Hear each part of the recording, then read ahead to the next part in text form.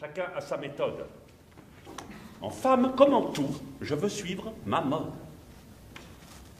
Je me vois riche, assez pour pouvoir, que je crois, choisir une moitié qui tienne tout de moi, et de qui la soumise et pleine dépendance n'est à me reprocher aucun bien, ni naissance.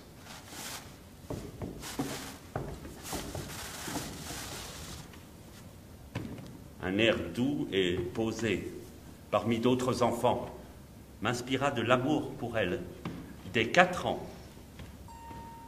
Sa mère, se trouvant de pauvreté pressée, de la lui demander, il me vint la pensée. La bonne paysanne, apprenant mon désir, à sauter cette charge, eut beaucoup de plaisir. Dans un petit couvent, loin de toute pratique, je la fis élever selon ma politique, c'est-à-dire ordonnant quels soins on emploierait pour la rendre idiote, autant qu'il se pourrait. Dieu merci, le succès a suivi mon attente. Et grande, je l'ai vue, à tel point ignorante que j'ai béni le ciel d'avoir trouvé mon fait pour me faire une femme au gré de mon souhait. Je l'ai donc retirée, et comme ma demeure à 100 sortes de monde est ouverte à toute heure, je l'ai mise à l'écart, dans cette autre maison où nul ne me vient voir. Et pour ne point gâter sa bonté naturelle, je n'y tiens que des jambes tout aussi simples qu'elle. Vous me direz pourquoi cette narration? C'est pour vous rendre instruit de ma précaution.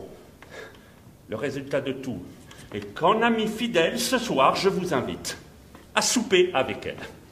Je veux que vous puissiez un peu l'examiner et voir si de mon choix, on me doit condamner. J'y consens.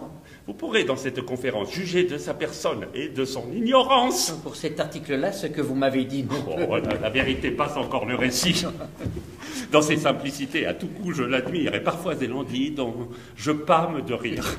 L'autre jour, pourrait-on se le persuader?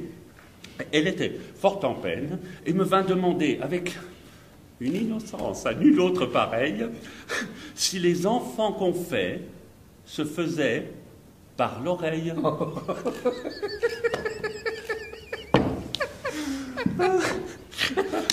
Je me réjouis fort, Seigneur Arnolphe. Bon, me voulez-vous toujours appeler de ce nom?